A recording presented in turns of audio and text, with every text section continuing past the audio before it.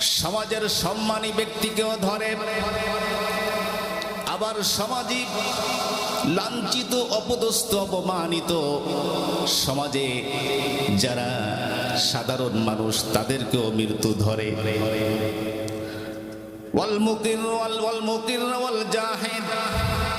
মৃত্যুকে যে স্বীকার করে তাকেও মৃত্যু ধরে, মৃত্যুকে যে অস্বীকার করে তাকেও মৃত্যু ধরে। যারা আল্লাহ পাক রব্বুল আলামিনের ইবাদত বন্দেগী করে, জাহিদ যারা তাদেরকেও ধরে। আল্লাহর ইবাদত থেকে গাফেল যারা তাদেরকেও মৃত্যু ধরে। ওয়াস-সাগীর ওয়াল কাবীর, ছোটকেও ধরে বড়কেও ধরে। সময় যখন শেষ হয়ে যায়, নির্দিষ্ট সময় সীমায় যখন পৌঁছে যায়, মৃত্যু দেখে না লোকটার দাড়ি পাকলো কিনা, লোকটার দাঁতগুলো পড়লো কিনা, নাতিপুতি এগুলো হয়েছে কিনা, এটা মৃত্যু দেখে না। ছোটকেও ধরে বড়কেও ধরে। ওয়াল-যাকার ওয়াল-উনসা, ওয়াল-যাকার ওয়াল-উনসা, নারীকেও ধরে পুরুষকেও ধরে। ফায়ুদখিলু ফিদ-দারিল আখিরাতি, এই মৃত্যু এমন এক পরোয়ানা প্রত্যেককে ধরে আখিরাতের দ্বারে তাদেরকে প্রথম ঘাটিতে পৌঁছে দেয়। এটাই হচ্ছে মৃত্যু।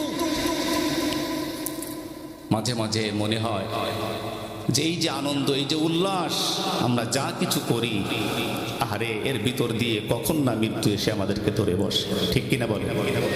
আরো জোরে কোন ঠিক কিনা? মাঝে মাঝে মনে হয় কিসের আনন্দ,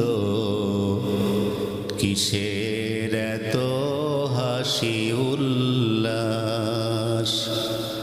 মাঝে মাঝে মনে হয় কিসের আনন্দ, কিসের এত হাসি উল্লাস।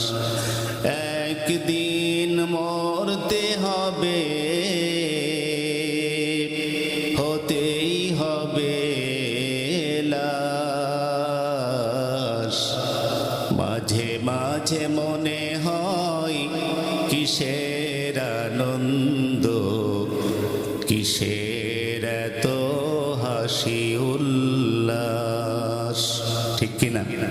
আরো জোরে কোন ঠিক কিনা? মা বাবা ভাই বোন আছে যত স্বজন, মা বাবা ভাই বোন আসে যত স্বজন, সব কিছু ছেড়ে কোথায় হবে বসবাস। মাঝে মাঝে মনে হয় কিসের আনন্দ, কিসের এত হাসি উল্লাস। মাঝে মাঝে মনে হয় কিসের আনন্দ, কিসের এত হাসি উল্লাস। করেছি যত পাপ জানি না হবে কি মাপ, করেছি যত পাপ জানি না হবে কি মাপ। শেষ বিচার দিনে সব হবে প্রকাশ। মাঝে মাঝে মনে হয় কিসের আনন্দ, কিসের এত হাসি উল্লাস। মাঝে মাঝে মনে হয় কিসের আনন্দ, কিসের এত হাসি উল্লাস। ঠিক কিনা? আরো জোরে কোন ঠিক কিনা? মৃত্যু থেকে কেউ পালায় রিহাই পাবে? কেউ রিহাই পাবে? আইনামা তাকুনু ইউদরিকুমুল মাউতু ওয়ালাউ কুনতুম ফি বুরুজিম মুশাইয়াদা, তুমি যেখানেই থাকো না কেন, ইউদরিকুমুল মাউতু, মৃত্যু তোমাকে ধরবেই ধরবেই ধরবে, অবশ্যই ধরবে। ওয়ালাউ কুনতুম ফি বুরুজিম মুশাইয়াদা, সুরক্ষিত প্রাসাদের মধ্যে তুমি যতই সংরক্ষণে থাকো না কেন, মৃত্যুর হাত থেকে রেহাই পাওয়া যাবে না। জোরে কোন ঠিক কিনা? আরো জোরে কোন ঠিক কিনা? সম্মানিত হাজরিন, সুতরাং মৃত্যু হচ্ছে এমন একটি পরোয়ানা, যার হাত থেকে পৃথিবীর কোনো মানুষের, কোনো প্রাণীর বাঁচার কোনো সাধ্য, শক্তি, সামর্থ্য আছে? কি বলেন, আছে? নাই। এই মৃত্যু প্রত্যেক মানুষকেই, প্রত্যেক জীবকেই মৃত্যুর স্বাদ আস্বাদন করতে হবে। কুল্লু নাফসিন যায়িকাতুল মাউত। কথা কার? এ কথা কার? জোরে বলেন, আরো জোরে বলেন, কথা কার? প্রত্যেক মানুষকেই মৃত্যুর স্বাদ আস্বাদন করতে হবে। কখন, কোন সময়? আমার দাড়ি উঠে নাই, দাড়ি উঠবে তারপরে।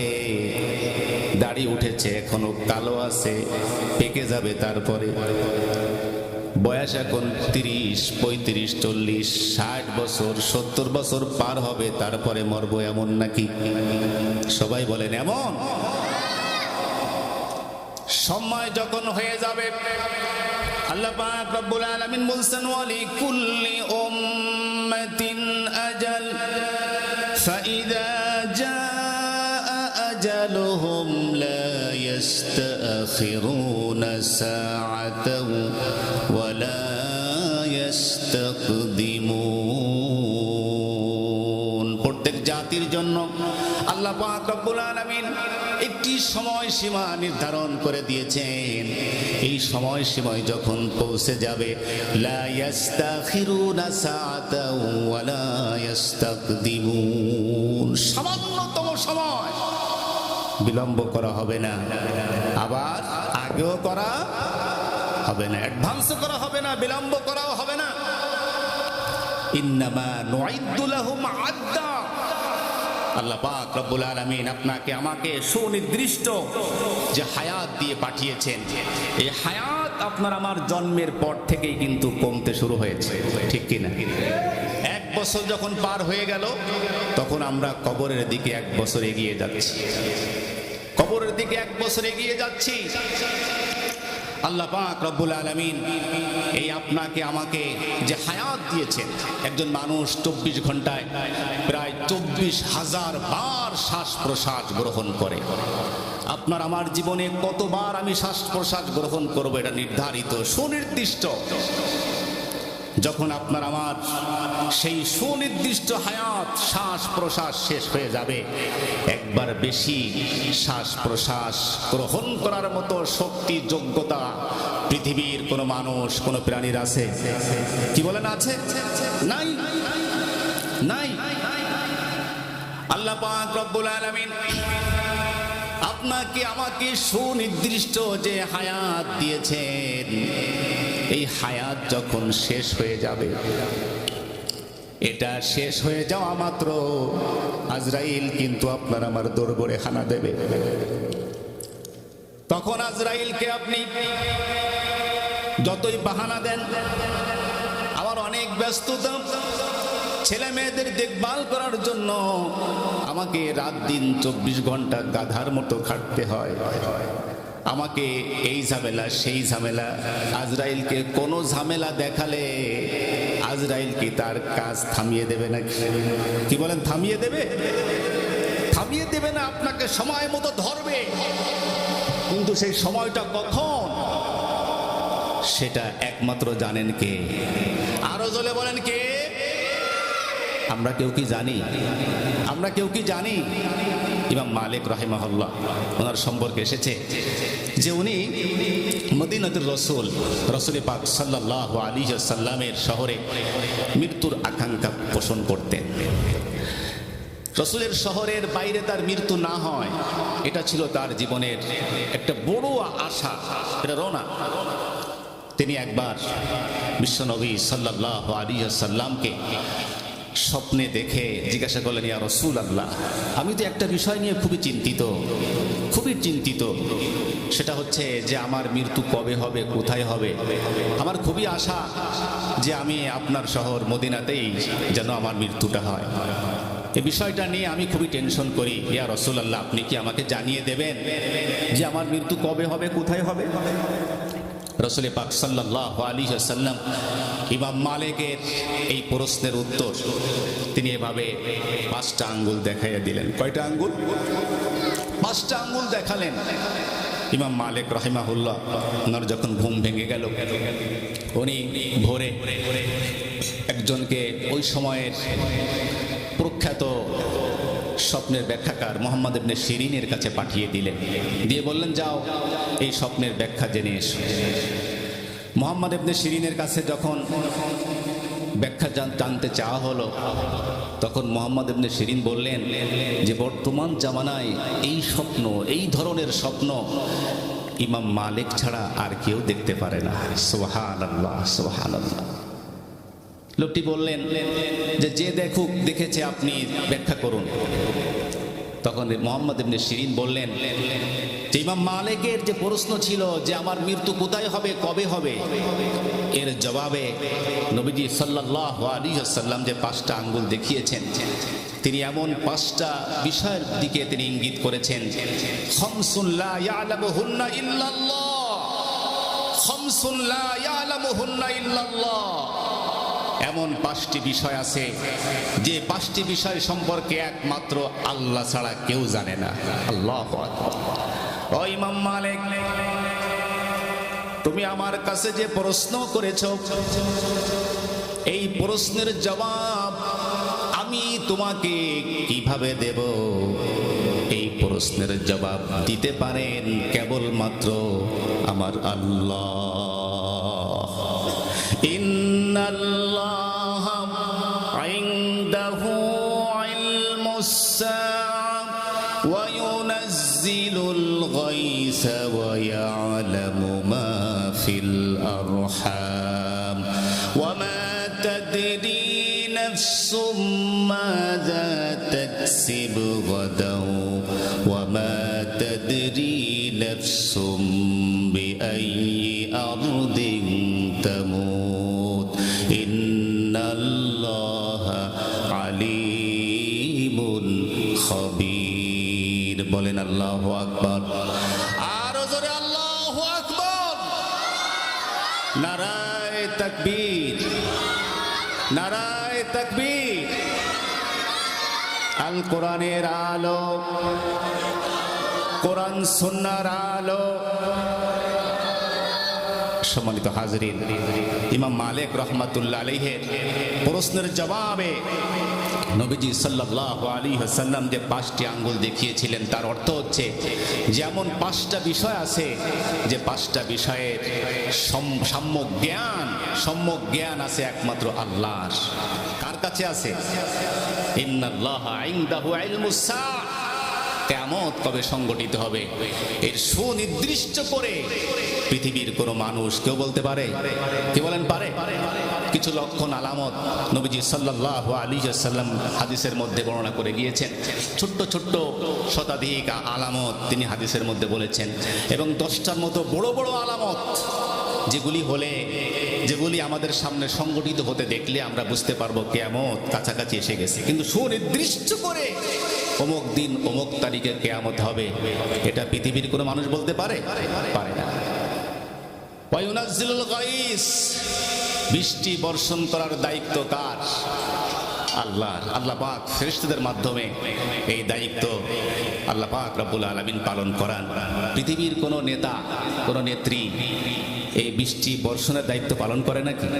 যদি করতো সমস্যাটা এই হতো, ওই একজন গিয়ে বলতো, চেয়ারম্যান সাহেব বৃষ্টি দরকার, বৃষ্টি দেন। আর সেলিম ভাই যায় বলতো, চেয়ারম্যান সাহেব বৃষ্টি দেবেন কিভাবে? বৃষ্টি কিভাবে দেবেন? বৃষ্টি দিলে তো আমার ধান পেকে গেছে, ধানগুলো সব নষ্ট হয়ে যাবে। গ্যাঞ্জাম লাগতো কি লাগতো না? বলে লাগতো কি লাগতো না? অবশ্যই গ্যাঞ্জাম লেগে যেত। সুতরাং বৃষ্টি বর্ষণের দায়িত্ব কার হাতে? ওয়ায়ুনাজ্জিলুল গায়স ওয়া ইয়ালামু মা ফিল আরহাম, নারীর রেহেমে জরায়ুতে এবং পুরুষের পৃষ্ঠদেশে কি আছে না আছে, পুত্র সন্তান কন্যা সন্তান তার শুক্রাণুতে কি আছে, এটা একমাত্র জানেন কে? আল্লাহ। আরো জোরে বলেন কে? ওয়ামা তাদরি নাফসুম মাযা তাকসিবু গাদাও ওয়ামা তাদরি নাফসুম বিআই আরদিন তামুত।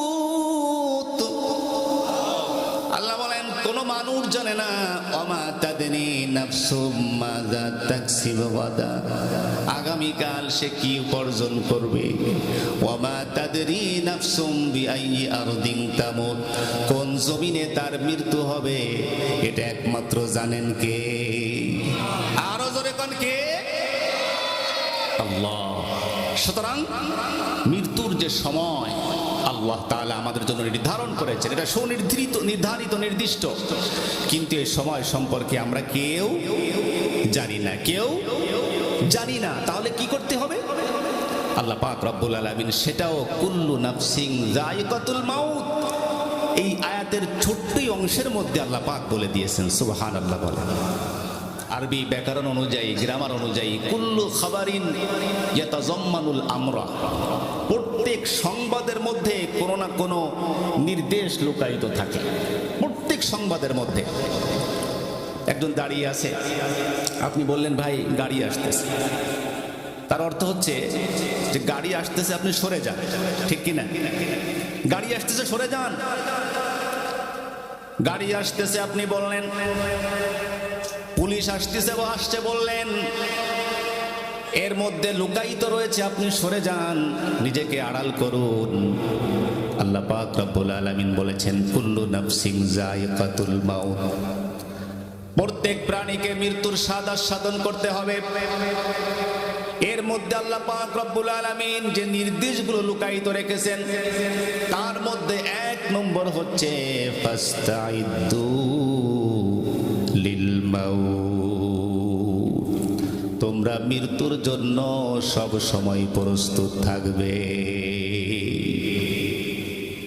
মৃত্যুর জন্য প্রস্তুত থাকবে। কি প্রস্তুত করেছি আমরা? কি প্রস্তুত করেছি? মাঝে দেখলাম আমার মতো এভাবে মঞ্চে বসেই আলোচনা করছিলেন একজন আলোচক, তরুণ আলোচক। আলোচনা করতে করতে হঠাৎ ব্রেনস্ট্রোক করে আলোচনা ইতি টানলেন। এরপরে হাসপাতালে গিয়ে তার ইন্তেকাল হয়েছে। আহারে, আমি এখানে বসে আলোচনা করছি, আমি যে আরো 5 মিনিট আলোচনা দীর্ঘায়িত করতে পারবো এমন কোনো সিওরিটি গ্যারান্টি আমাদের কাছে আছে? কারো কাছে আছে? কি বলেন আছে? নাই। সুতরাং ফাস্তাইদ্দু লিল মাউত, তোমরা সব সময়ের জন্য মৃত্যুর জন্য প্রস্তুত থাকো, মৃত্যুর জন্য প্রস্তুত থাকো। وَإِنَّمَا تُوَفَّوْنَ أُجُورَكُمْ يَوْمَ الْقِيَامَةِ, কারণ মৃত্যুর পরবর্তী জগৎ হচ্ছে আলমে বারজাখ, যেটা কিয়ামতের সূচনা বলা যায়, যেটা মান মাতা ফাকাদ কামাত কিয়ামাতুহু, ব্যক্তি বিশেষের কিয়ামত অথবা প্রথম ঘাঁটি, যেটা পরকালের প্রথম ঘাঁটি কবর। এই যে আপনার আমার মৃত্যু যখন হয়ে গেল, মৃত্যু হওয়ার পরই আল্লাহ পাক রব্বুল আলামিন বলছেন ওয়া ইন্নামা তুওয়াফাউনা উজুরাকুম ইয়াউমাল কিয়ামা, কিয়ামতের ময়দানে তোমাকে তোমার জীবনের সকল কাজের প্রতিদানগুলো, ভালো কাজ করলে ভালো প্রতিদান, খারাপ কাজ করলে খারাপ প্রতিদানগুলো তোমাকে অবশ্যই দেওয়া হবে। কুল্লু নাফসিন যায়িকাতুল মাউত ফাস্তাইদ্দু লিল মাউত, সুতরাং তোমরা সব সময়ের জন্য মৃত্যুর জন্য প্রস্তুত থাকবে। ফাস্তাইদ্দু লিল মাউত, মৃত্যুর জন্য প্রস্তুত থাকবে। কখন না জানি ডাক এসে যায়। গত বছর আমাদের মাঝে যারা ছিলেন, আজ আজকে তাদের অনেকেই কবরের বাসিন্দা। আমার যে ফুফাতো ভাইকে আজকে কবরে রেখে আসলাম, বয়স বেশি না, আপনাদের এই পাশের মাদ্রাসা খাদেমুল ইসলামের শিক্ষক মৌলানা মিজান, অনেকেই হয়তো তাকে চিনতে পারেন। তার জীবনের বড় একটা অংশ কেটেছে পূর্ব বানিয়া খামারে। একেবারে ছাত্র জীবন থেকে সে লোহার গিট মাদ্রাসায় তার জীবনটা কেটেছে, আবার শিক্ষকতা জীবনও সেখানে কেটেছে। আহারে, বয়স বেশি না, কিন্তু আল্লাহর পক্ষ থেকে তাকে যে হায়াত দেওয়া হয়েছিল, সেই হায়াতের শেষ প্রান্তে সময়সীমা যখন শেষ হয়েছে, আল্লাহ পাক রব্বুল আলামিনের ডাকে সাড়া দিতে বাধ্য হয়েছে। ঠিক কিনা কর? আরো জোরে কোন ঠিক কিনা? ওয়া ইন্নামা তুওয়াফাউনা উজুরাকুম ইয়াউমাল কিয়ামা। তোমাদের এই সংক্ষিপ্ত জীবনে যেই কাজগুলি করবে, এর প্রত্যেকটা 5 to 5 তোমাদেরকে প্রতিদান দেওয়া হবে। জৈসা করনে ওইসা ভরনে, না মানে তু করকে দেখ। জৈসা করনি ওইসা ভরনি, না মানে তু করকে দেখ।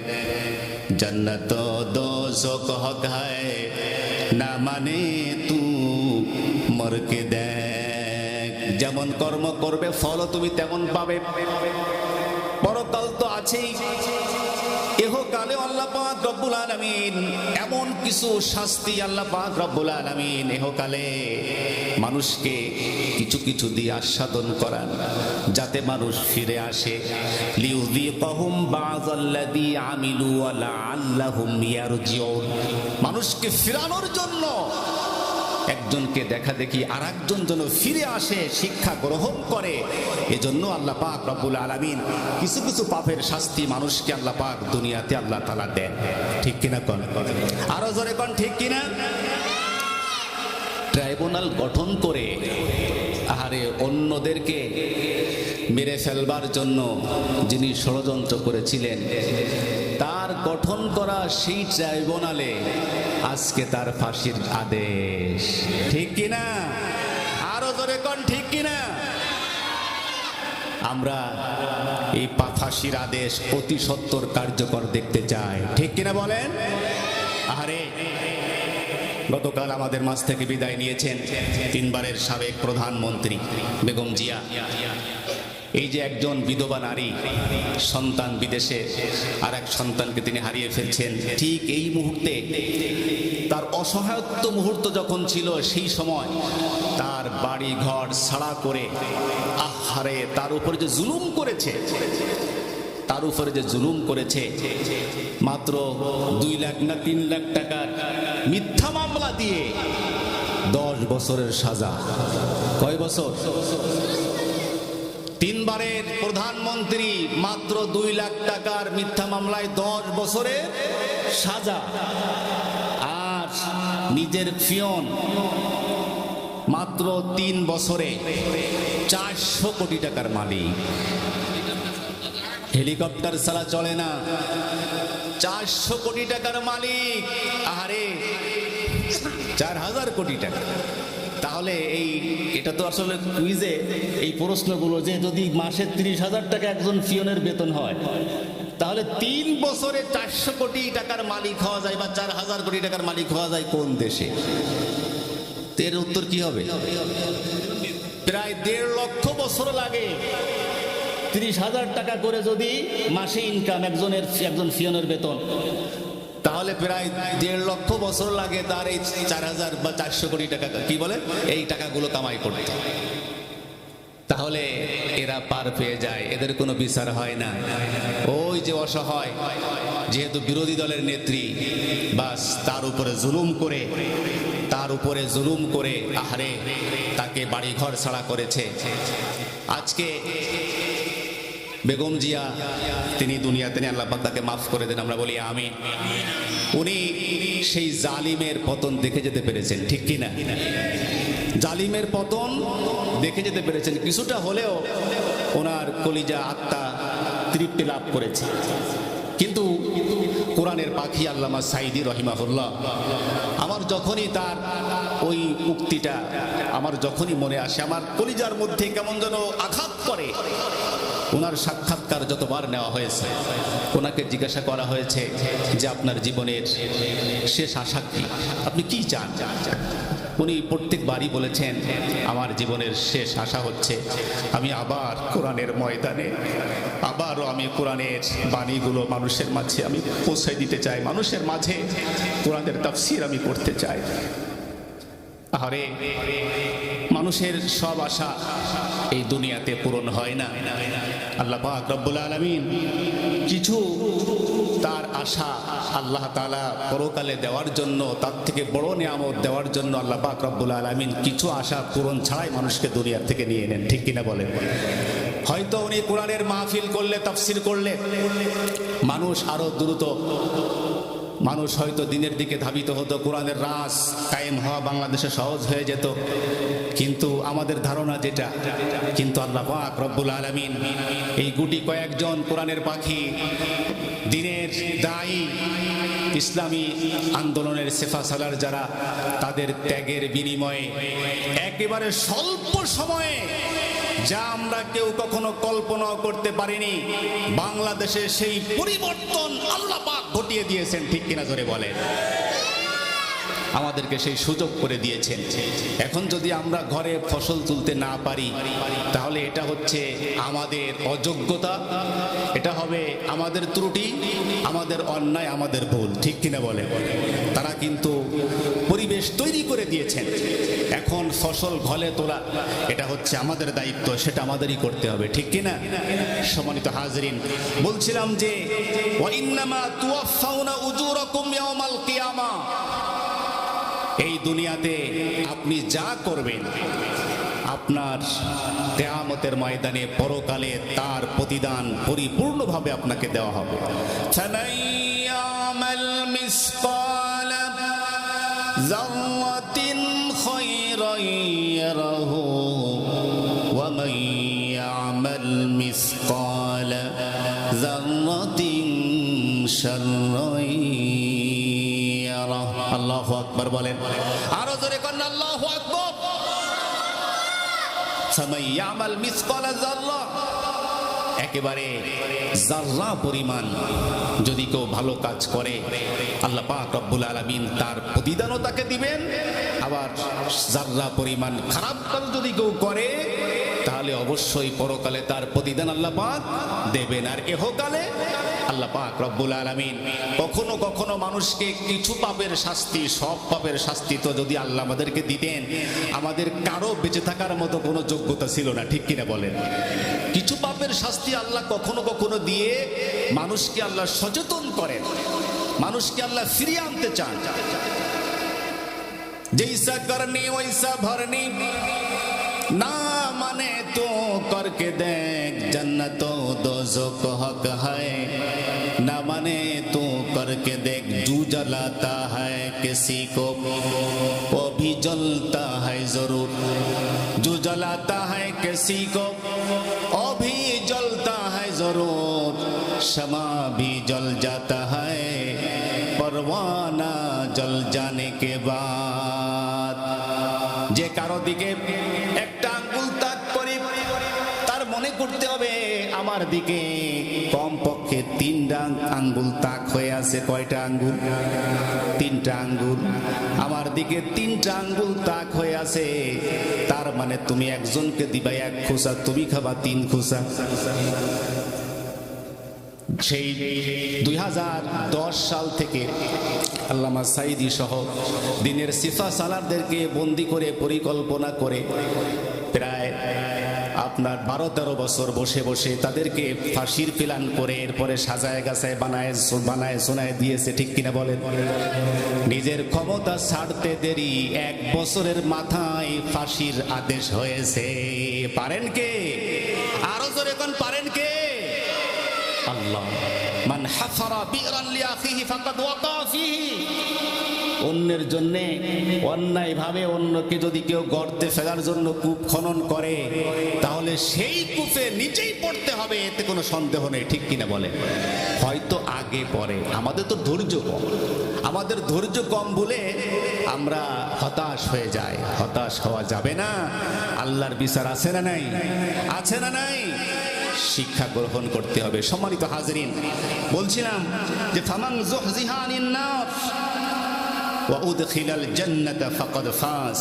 আল্লাহ পাক রব্বুল আলামিন বলছেন যে কিয়ামতের ময়দানে প্রত্যেক মানুষের প্রত্যেকটা কাজের প্রতিদান তাদেরকে দেওয়া হবে। প্রত্যেকটা কাজের প্রতিদান দেওয়া হবে। ফামান যুহজিহা আনিন নারি,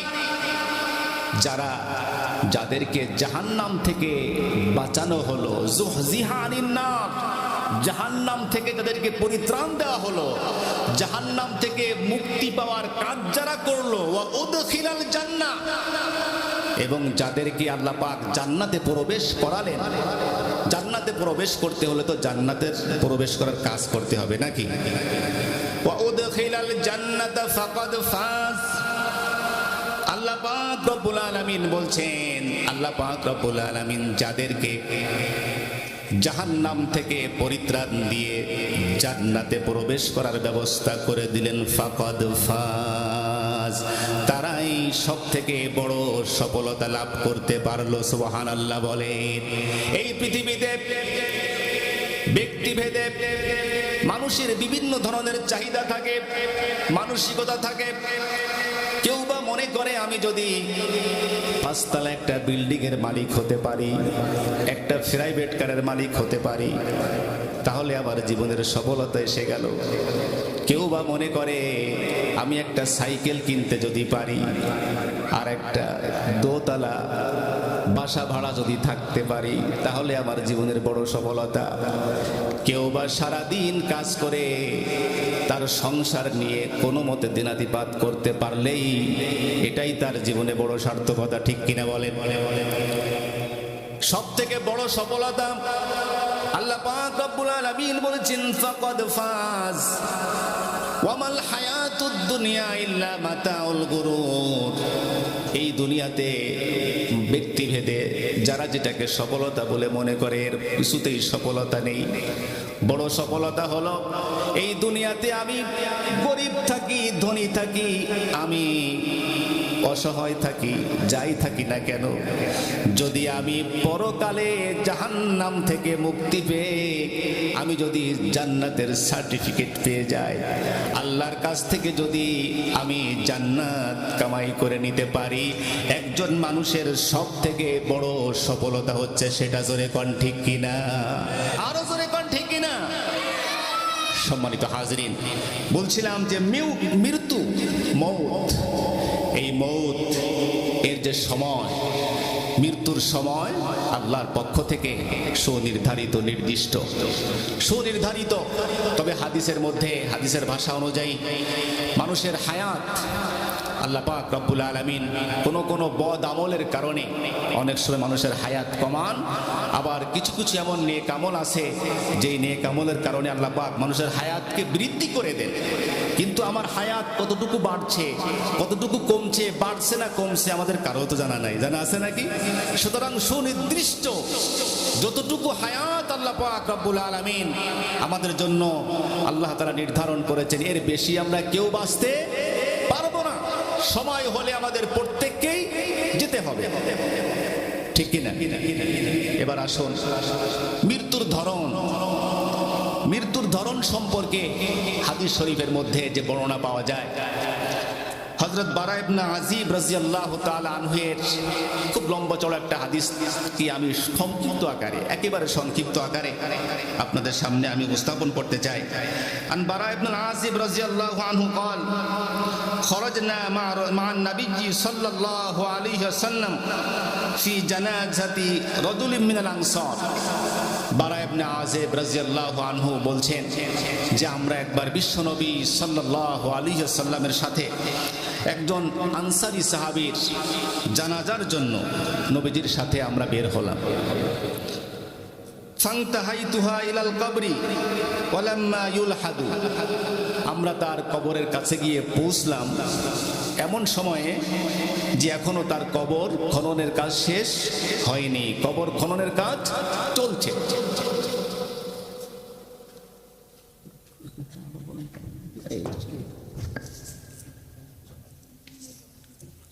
কবর খননের কাজ চলছে। আমরা যখন কোনো মৃত বাড়িতে যাই তো যে আমরা যে অবস্থা দেখি, কখনো হয়তো গোসল চলছে, গোসল করে ঠিক করা হয়েছে, কবর খনন চলছে, কখনো বা কবর খনন করে কমপ্লিট করা হয়ে যায়। তো সাহাবী বলছেন আমরা এমন সময় গিয়ে পৌঁছেছি যে ওয়ালাম্মা ইউলহাদু, কবর এখনো খনন করা সম্পন্ন হয়নি। ফাজালাসা রাসূলুল্লাহ সাল্লাল্লাহু আলাইহি ওয়াসাল্লাম, সাহাবী বলেন বিশ্ব নবী সাল্লাল্লাহু আলাইহি ওয়াসাল্লাম তিনি সেখানে গিয়ে বসে গেলেন।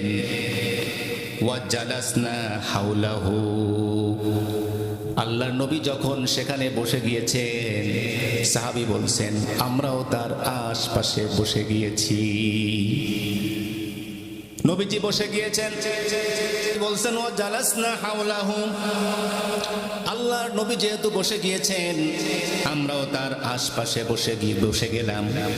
ওয়া কানা আলা রুউসিনা তায়র, আমরা এমন ভাবে নীরবে নিঃশব্দে তার পাশে বসে রইলাম, কেমন যেন আলা রুউসিনা তায়র, আমাদের প্রত্যেকের মাথার উপরে পাখি বসে আছে।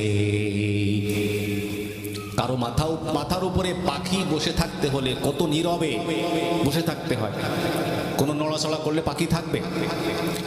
এত নীরবে নিঃশব্দে আমরা সেখানে বসে আছি যে আলা রুউসিনা তায়র, কেমন যেন আমাদের প্রত্যেকের মাথার উপরে কি বসে আছে? পাখি বসে আছে, নাড়া দিলে পাখি উড়ে যাবে, এত নীরবে নিঃশব্দে আমরা বসে আছি। ওয়াফি ইয়াদিহি উদুন ইয়ানকুসু ফিল আরদি, সাহাবী বলছেন নবীজি সাল্লাল্লাহু আলাইহি সাল্লামের কাছে একটি ছড়ি ছিল, ইয়ানকুসু ফিল আরদি, যেই ছড়ি দিয়ে তিনি জমিনে টোকাচ্ছিলেন, আঘাত করছিলেন। এরপরে নবীজি সাল্লাল্লাহু আলাইহি সাল্লাম কি করলেন? সাহাবী বলছেন ফারাফা রাসাহু, নবীজিও চুপচাপ, সাহাবায়ে কিরামও চুপচাপ বসে আছেন। নবীজি তার ছড়ি দিয়ে মাটিতে আঘাত করতে করতে হঠাৎ মাথা উঁচু করলেন, ফারাফা রাসাহু, মাথা উঁচু করলেন।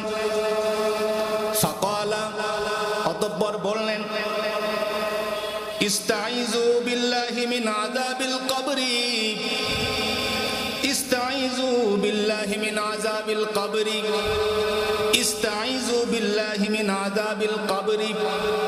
সাহাবী বলেন দুইবার বা তিনবার নবীজি সাল্লাল্লাহু আলাইহি সাল্লাম আমাদেরকে সম্বোধন করে এই বাক্য বললেন, ইস্তাইযু বিল্লাহি, ও সাহাবারা আল্লাহর কাছে তোমরা আশ্রয় চাও, মিন আযাবিল কবর, কবরের আযাব থেকে আল্লাহর কাছে তোমরা আশ্রয় চাও।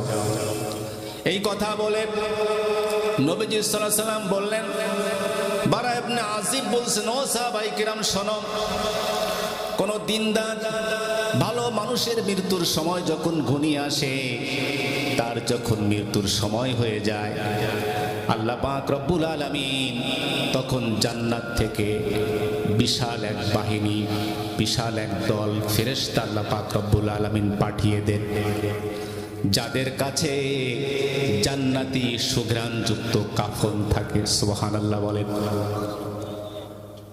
সুন্দর পোশাকে সজ্জিত হয়ে এই ফেরেশতার বহর এই সুঘ্রাণযুক্ত কাফন হাতে নিয়ে সরাসরি তখন তারা ওই ব্যক্তির কাছে হাজির হয়ে যায়। ওই মুমূর্ষ ব্যক্তি তখন যত দূর নজর করেন, তার নজর যত দূর যায়, তখন উনি দেখতে পান যে এই সুসজ্জিত খুব সুন্দর চেহারার সুন্দর পোশাকের ফেরেশতারা তারা কি যেন হাতে নিয়ে বসে আছে। সুবহানাল্লাহ বলেন।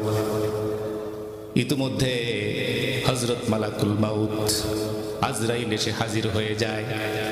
আজরাইল এসে ওই লোকটিকে বলতে থাকে, আজরাইল এসে লোকটিকে তখন বলতে থাকে যে শোনো, আল্লাহ পাক রব্বুল আলামিন তোমাকে, আল্লাহ পাক রব্বুল আলামিন ইয়া আইয়াতুহান নাফসুল মুতমাইন্না ইরজিই ইলা রাব্বিকি রাদিয়াতাম মারদিয়া, বলতে থাকে হে প্রশান্ত অন্তর, হে প্রশান্ত অন্তর, ইয়া আইয়াতুহান নাফসুল মুতমাইন্না ইরজিই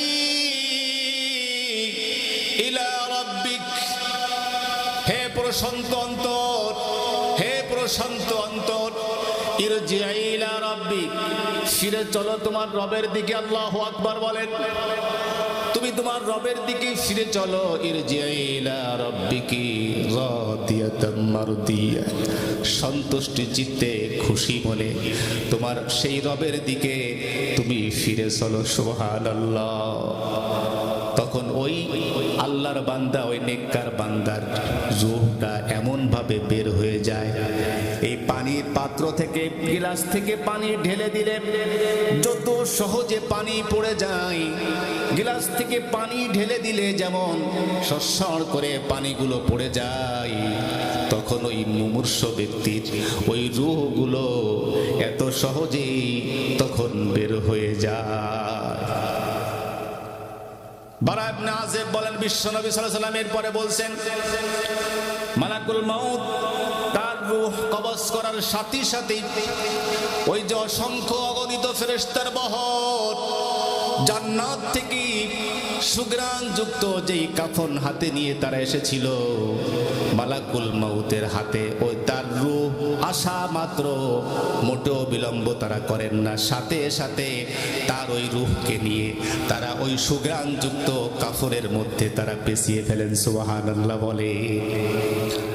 ওই কাফনের মধ্যে পেছানো মাত্র ওই কাফনের ভিতর থেকে এত সুগ্রাণ আসতে থাকে, যেই সুগ্রাণ সকল ফেরেশতারা পেতে থাকে, তাকে নিয়ে ফেরেশতারা রওনা হয়ে যান।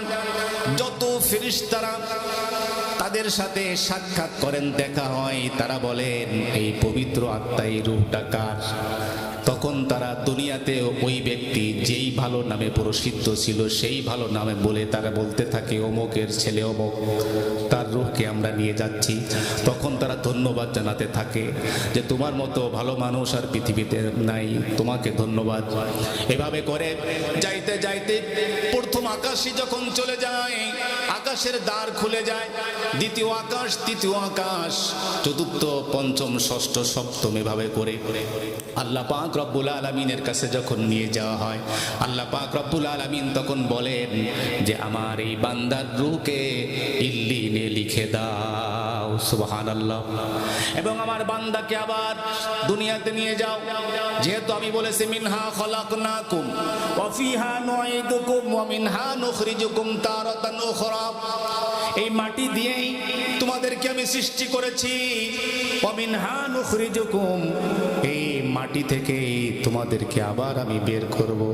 সুতরাং তোমরা নিয়ে যাও তাকে, সেই আবার পৃথিবীতে নিয়ে যাও। তখন তারা তাকে আবার এই পৃথিবীতে পাঠিয়ে দেয়। আলমে বারজাখের এই যে অবস্থাটা, তাকে যখন পাঠিয়ে দেওয়া হয়, তখন কবরে তাকে পাঠিয়ে দেওয়া হলে তার কাছে তখন দুজন ফেরেশতা, সে কয়জন? আরো জোরে কোন কয়জন? দুজন ফেরেশতা এসে বলে মান রব্বুক ওয়া মা দীনুক ওয়া মান হাযার রাজুল আল্লাযী বুইসা ফীকুম। দুজন ফেরেশতা এসে বলে তোমার রব কে? আরে কবরের যে প্রশ্ন, প্রথম প্রশ্ন কি? মান রব্বুক, তোমার রব কে? রবকে তোমার, দিন কি তোমার, রাসূল তোমার কে? ফেরেশতা আসিয়া যখন জিজ্ঞাসা করিবে রবকে তোমার, দিন কি তোমার, রাসূল তোমার কে? ফেরেশতা আসিয়া যখন জিজ্ঞাসা করিবে, প্রস্তুতি নাও সেই জবাবের লাগি,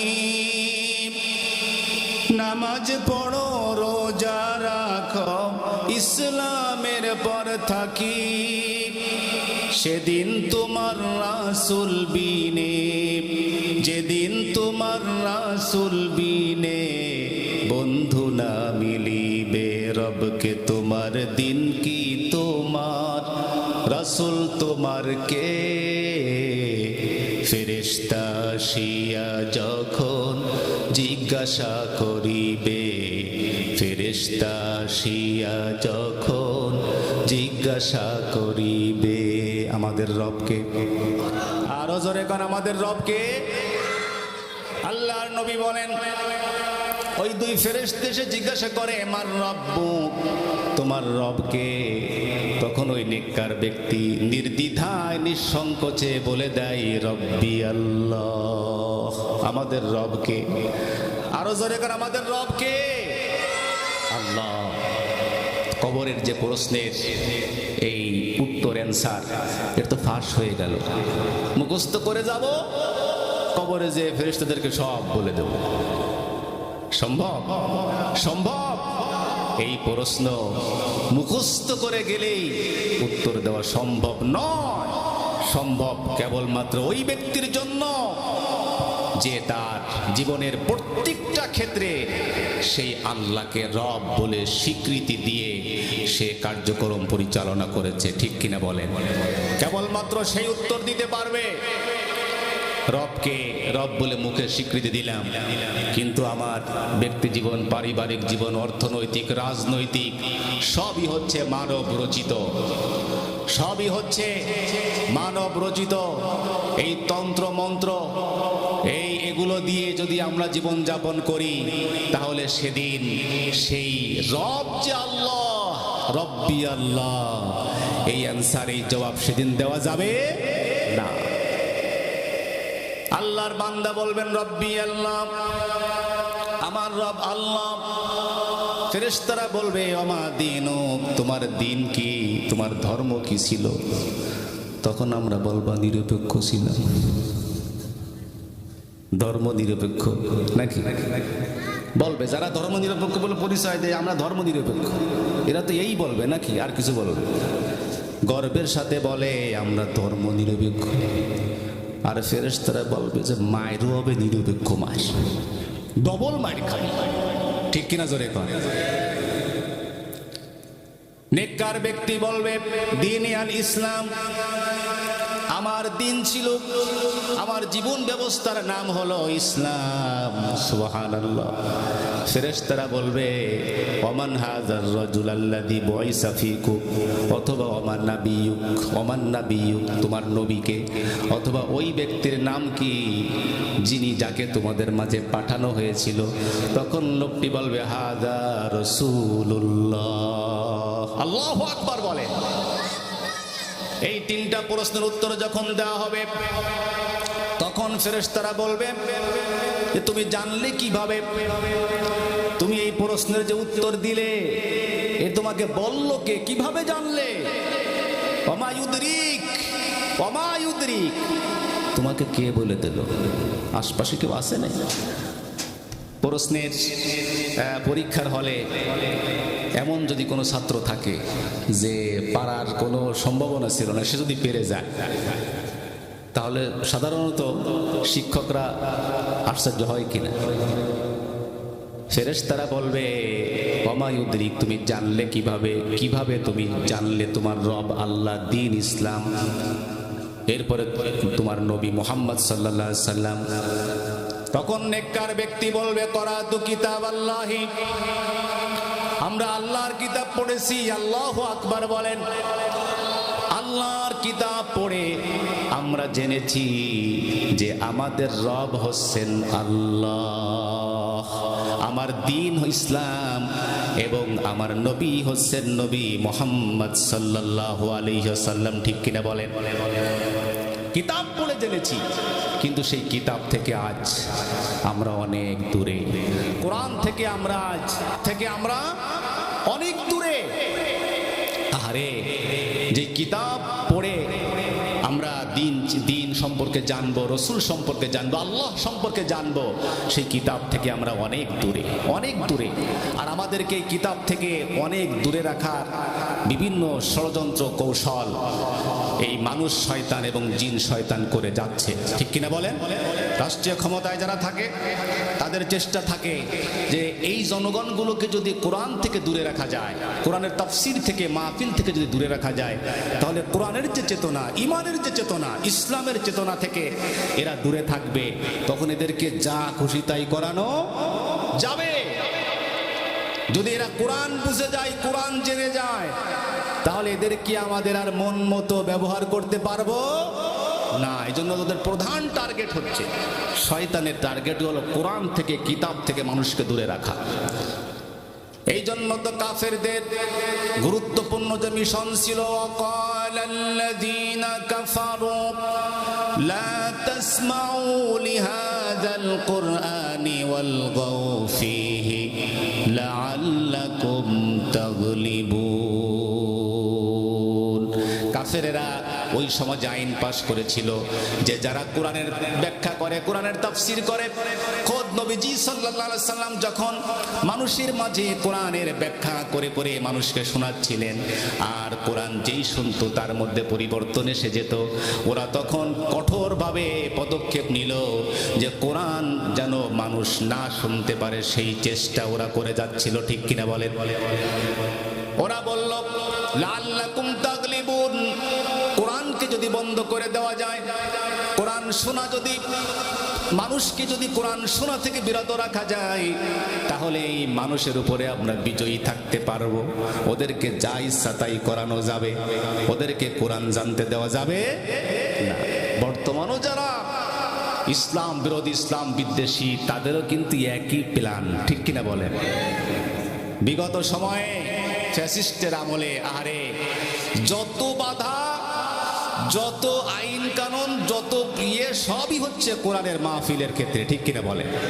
কোরআনের মাহফিল করতে গেলে মানে আপনার 20-25টা শর্ত মেনে তারপরে অনুমোদন আনতে গেলে ছোট নেতা, বড় নেতা, ফাতি নেতা, এদের বাড়িতে হাঁটতে হাঁটতে কর্তৃপক্ষের জুতো ক্ষয় হয়ে যেত, ঠিক কিনা? ওরা মনে করেছিল যে কোরআনের এই তাফসীর থেকে, মাহফিল থেকে, ইসলামী স্কলারদের কথা শোনা থেকে মানুষকে ফিরায় রাখলে আমরা 40 সাল পর্যন্ত আমরা রাষ্ট্রীয় ক্ষমতায় থাকতে পারবো, ঠিক কিনা কন? আরো জোরে কন, ঠিক কিনা? কিন্তু পেরেছে, পেরেছে? ওয়া মাকারু ওয়া মাকারাল্লাহ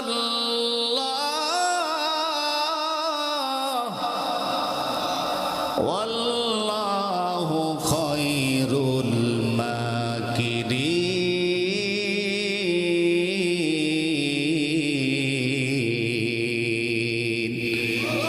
ইসলামপন্থীদেরকে যারা নিশ্চিহ্ন করে দেওয়ার ষড়যন্ত্র করেছিল, এদেশের প্রত্যেকটা সেক্টর থেকে ইসলামের নাম নিশানা মুছে দেওয়ার ষড়যন্ত্র যারা করেছিল, আল্লাহ পাক রব্বুল আলামিন এমন পদক্ষেপ নিয়েছেন, এই দেশের সকল সেক্টর থেকে তাদের নাম নিশানা আল্লাহ পাক রব্বুল আলামিন মুছে দিয়েছেন। জোরে কোন ঠিক কিনা? আরো জোরে কোন ঠিক কিনা? এ থেকে শিক্ষা গ্রহণ করতে হবে। সামনেও যদি কেউ এই ফ্যাসিস্টের মতো এই ভূমিকায় যদি কেউ অবতরণ করে, তাদেরও ঠিক একই পরিণতি হবে। এটাই হচ্ছে আমাদের শিক্ষা, ঠিক কিনা বলেন? সম্মানিত হাজরিন, বলছিলাম যে বিশ্বনবী সাল্লাল্লাহু আলাইহি ওয়াসাল্লাম বলেন যে ওই লোকটাকে যখন জিজ্ঞাসা করা হবে যে তুমি জানলে কি করে, তখন সে বলবে যে আমি কোরআন পড়েছি। কি পড়েছি? আহারে, কোরআন থেকে আমরা জেনেছি। এরপরে তার জন্য একেবারে সরাসরি জান্নাতের সাথে তার যে আলমে বরজাখ, তার কবরকে সরাসরি সংযোগ দিয়ে দেওয়া হবে, অর্থাৎ তার প্রশস্ত করে দেওয়া হবে তার ওই জায়গাকে। আফরিশুহু ফিরাশাল জান্নাহ ওয়া আলবিসুহু লিবাসাল জান্নাহ, তার জান্নাতের বিছানা বিছিয়ে দেওয়া হবে এবং জান্নাতের পোশাক তাকে পরিয়ে দেওয়া হবে। সুবহানাল্লাহ বলেন। পক্ষান্তরে পক্ষান্তরে একজন কাফের, আল্লাহ বিরোধী, ক্ষুধাদ্রোহী, তার যখন মৃত্যুর সময় যখন এসে যায়, বিশ্বনবী সাল্লাল্লাহু আলাইহি ওয়াসাল্লাম বলেছেন তখন জাহান্নাম থেকে, জাহান্নামের ভয়ঙ্কর আকৃতি ধারণ করে ফেরেশতারা তখন ওই কালো দুর্গন্ধযুক্ত চট নিয়ে তখন ওই আল্লাহর বান্দা, ওই নাফরমান বান্দার কাছে উপস্থিত হয়ে যায়। সে যত দূর তাকায় তত দূর দেখতে থাকে যে এই বিভৎস চেহারার, ভয়ঙ্কর চেহারার অসংখ্য অগণিত ফেরেশতার বহর এভাবে বসে আছে। তখন ভয়ে তার রূহ তার শরীরের মধ্যে দৌড়াতে থাকে, ভয়ে তার চোখগুলো একবার আকাশের দিকে একবার নিচের দিকে উঠতে থাকে, এভাবে সে ভয় পেতে থাকে। ইতোমধ্যে আজরাইল এসে তার কাছে নেমে যান, নেমে গিয়ে তার জানটা যখন কবজ করতে যায় তখন খুবই কষ্টকর মুহূর্ত, যেটা পৃথিবীতে সব থেকে কষ্টের, যেটা ঠিক সেই কষ্টের মুহূর্ত তখন তার মধ্যে বিরাজ করে। তখন জোর করে মালাকুল মউত যখন জান কবজ করেন, কবজ করা মাত্রই ওই যে ফেরেশতারা, জাহান্নামের দায়িত্বরত ফেরেশতারা এসে তখন ওই দুর্গন্ধযুক্ত ওই চটে তার রূহকে পেঁচায় নিয়ে আকাশের দিকে রওনা হয়। যত দূর যায় সকল ফেরেশতারা বলতে থাকে এই দুর্গন্ধযুক্ত এই হতভাগ্য কে? তখন এই দুনিয়াতে তার যে খারাপ নামগুলো মানুষ ব্যবহার করত, এই খারাপ নামে তাকে তার পরিচয় দেওয়া হয়। এরপরে আল্লাহ পাক রব্বুল আলামিনের কাছে গেলে তার নাম সিজ্জিলে লিখে দিয়ে আবার তাকে দুনিয়ায় প্রেরণ করে দেওয়া হয়। আল্লাহ পাক রব্বুল আলামিনের পক্ষ থেকে দুজন ফেরেশতারা আসে, এই যখন প্রশ্ন করে মার রব্বুক, মার রব্বুক, তখন হা হা লা আদ্রি, বলে যে সম্পর্কে তো আমি কিছুই জানি না, আমি তো কিছুই জানি না। ওমা দীনুক, তোমার দিন কি? হা হা লা আদ্রি। ওমান হাদার রাজুল আল্লাযী বুইসা ফীকুম, ওই ব্যক্তিকে যাকে তোমাদের কাছে পাঠানো হয়েছিল, তখন সে শুধু বলে হা হা লা আদ্রি, হায় রে আমি তো কিছুই জানি না, কিছুই বলতে পারি না। তখন তার সাথে ওই ফেরেশতারা এমন আচরণ করেন যে ওই জাহান্নামের কিছু শাস্তির নমুনা তার জন্য ওইখান থেকে শুরু হয়ে যায়। তখন তার উপরে বিভিন্ন ধরনের শাস্তি, আযাবে বারযাখ, কবরের শাস্তি তখন শুরু হয়ে যায়। আল্লাহ পাক রব্বুল আলামিন তখন তাকে, তার উপরে এই কবরের আযাব শুরু হয়ে যায়। তখন সে শুধু বলতে থাকে হায় রে, তাড়াতাড়ি কিয়ামত হয় না কেন, তাড়াতাড়ি কিয়ামত হয় না কেন? কিয়ামত যদি হয়ে যায় তাহলে শাস্তি থেকে হয়তো বেঁচে যাব, কিন্তু কিয়ামত হলে শাস্তি বাড়বে না কমবে? বাড়বে না কমবে? সম্মানিত হাজরিন, বলছিলাম যে মৃত্যুর যে ধরন, তাহলে দুই ধরনের মৃত্যু। কয় ধরনের? এক হচ্ছে নেককারের মৃত্যু, আহারে আল্লাহ পাক সেই মৃত্যু আমাদের প্রত্যেককে দান করেন, আমরা বলি আমিন। আর একটা হচ্ছে বদকারের মৃত্যু, আল্লাহ পাক রব্বুল আলামিন সেই মৃত্যু থেকে আমাদেরকে হেফাজত করেন, আমরা বলি আমিন। আহারে শরীফ উসমান হাদি, তাকে নির্মমভাবে শহীদ করা হলো। এভাবে করে আমাদের এই সমাজ, এই রাষ্ট্র থেকে যারাই দেশপ্রেম এবং যারা আধিপত্যবাদী, বিশেষ করে আমাদের প্রতিবেশী রাষ্ট্র, তারা আমাদেরকে যেভাবে ব্যবহার করে, এই আধিপত্যবাদীদের বিরুদ্ধে যেই কথা বলে, যেই মাঠে নামে, তাদের এভাবেই এই তাদের পরিণতি, এই করুণ পরিণতি, এই শহীদি মৃত্যু তাদের বরণ করতে হয়, ঠিক কিনা বলেন? আবরার পাহাড় সামান্য একটা ফেসবুকে পোস্ট দেওয়ার কারণে তার জীবন চলে গেল, ঠিক কিনা? আপনাদেরকে আমি বলি, তরুণ সমাজ, এক হাদি লোকান্তরে লক্ষ হাদি ঘরে ঘরে, ঠিক কিনা বলেন? এক হাদি হয়তো মরতে পারে, কিন্তু হাদি আমাদেরকে পথ দেখিয়ে গেছেন যে দেশের জন্য, মানুষের স্বাধীনতার জন্য, নিরাপত্তার জন্য নিজের জীবন দিতে হলে দিতে হবে, কিন্তু কখনো বাতিলের সাথে আপোষ করা যাবে না, যাবে না, যাবে না, ঠিক কিনা জোরে বলে।